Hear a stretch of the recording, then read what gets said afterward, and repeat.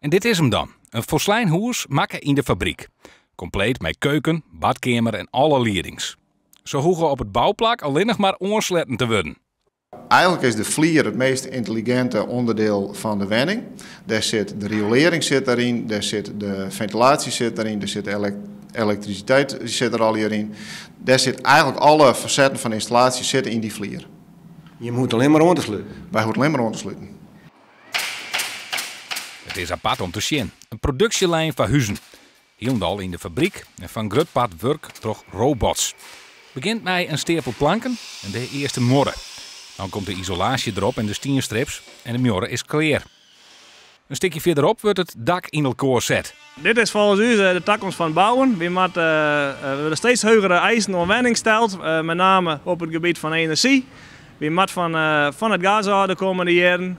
En daarvoor ben hoge isolatiewaardes nodig en hoge luchtdichtheidswaardes. Dat kan alleen nog maar als dat in een kwalitatief hoogwaardige omgeving maakt. De eerste 300 huizen binnen intussen verkocht aan coöperaties. Maar de verwachting is dat dit pas het begin is. De coöperaties staan voor een grote uitdaging om hun woningbezit te verduurzamen. 0 op de meter, gasloos. Ja, en dit product dat is helemaal daarop op toegepast. En we merken dat de vraag enorm is. Verschillende bouwbedrijven in Nederland zijn op het stuit dwaande met seriebouw maken in een fabriek. Dijkstra Drijsma denkt dat dit de toekomst had, omdat haast alle ontwerpen hier maken worden kennen. Dat vreegt wel een grote investering.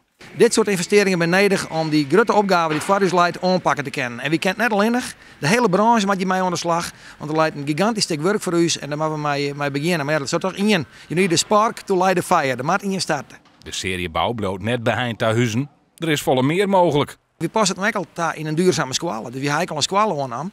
En het squalgebouw komt ook al je deze gevelelementen met stien eronder. Dat is een Amsterdamse architect. En die is laaiend enthousiast. Dus het gaat aan in de utiliteitsbouw, gaat het product aan toepast worden.